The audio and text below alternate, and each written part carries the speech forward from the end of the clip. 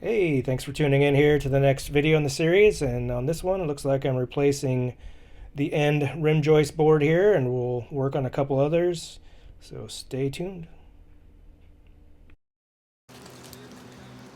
All right, so I took off the lower metal paneling here to expose the, I'm not sure what you call these, kickboards, or I mean, it's obviously the subfloor trusses or whatever you want to call them. But the outer one, for most of the trailer, is, seen better days and rotted out. So today I exposed this section, and I hope to at least get this one out and replaced. Obviously it's super rotten here. On the back side, there's some corrosion and rot. Well, corrosion is rot on wood anyway. But yeah, you can see the remnants of the old subfloor. I got to knock out of there as well. Obviously I did replace this one.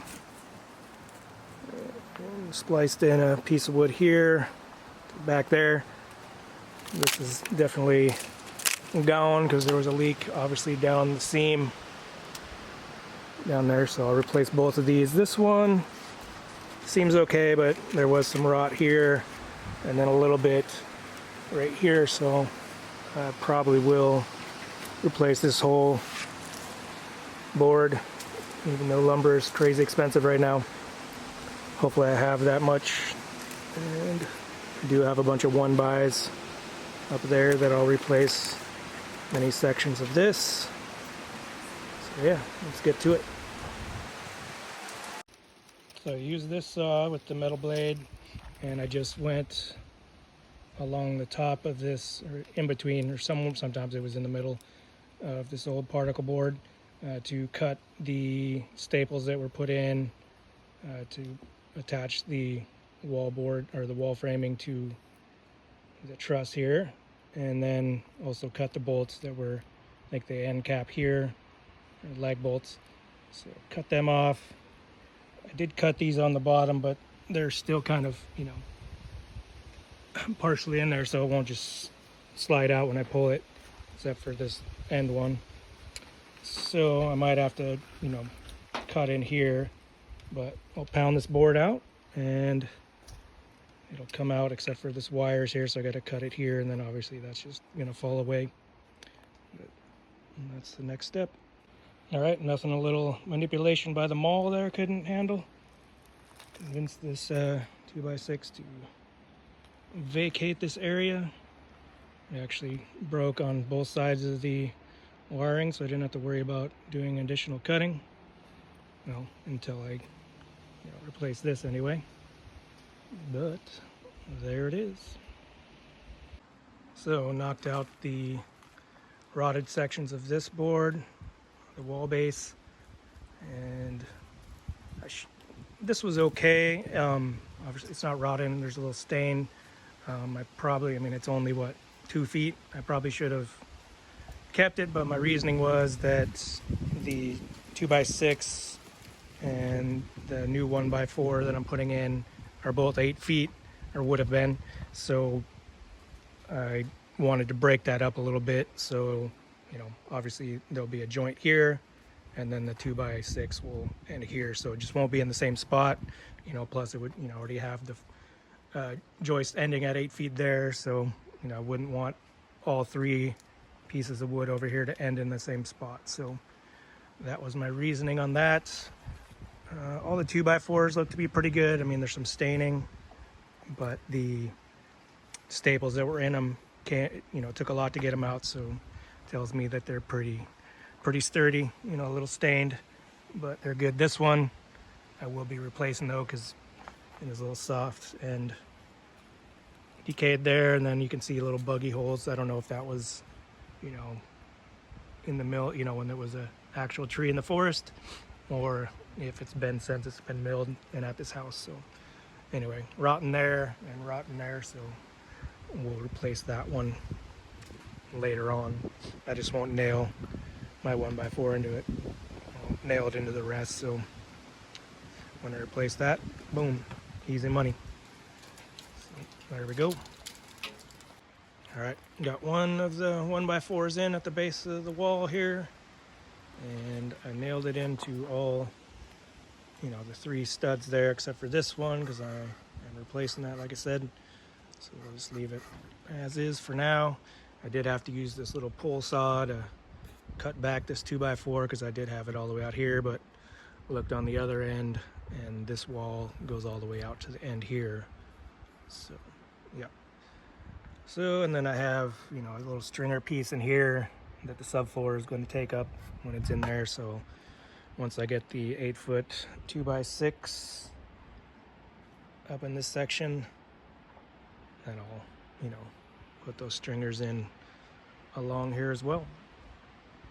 All right, to get this to just, sit there, I need to at least put in a couple bolts to secure it to the frame. And I had to buy these long bits to drill in, and I wasn't sure which size to go, the 3/8 or the half.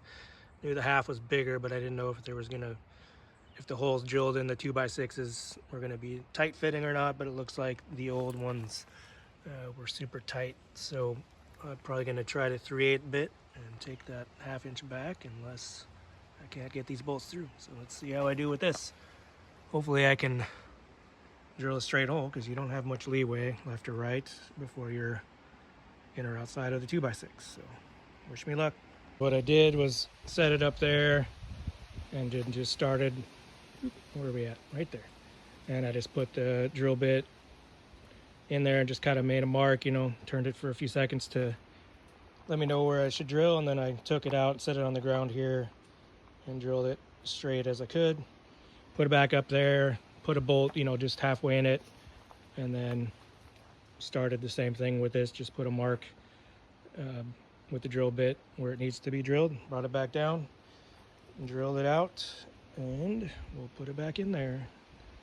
And then after I get it in there, I'll drill up through the empty hole and drill through the base plate of the wall there, so the carriage bolt can go all the way through. All right, and just like that, we got our board in there. Got it, the leg bolts tightened down in the 2 sections here. It is just a little bit lower than this board because it's just sitting here. I'll jack it up a little bit and nail it in there because the leg bolt on this side goes in right about here, so it wouldn't be on the end here. So get that done, and like I said, I didn't bolt it in here. All this stuff is just temporary until I do the subfloors.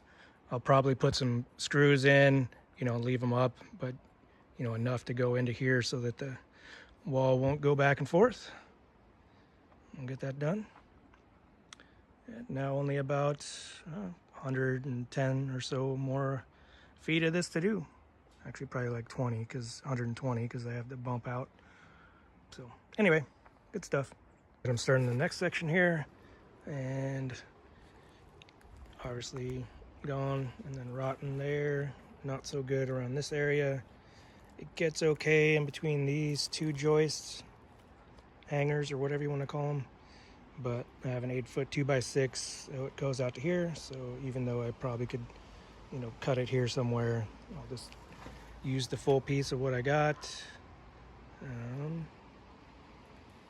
don't even know if this outlet works, but this is pretty good right here.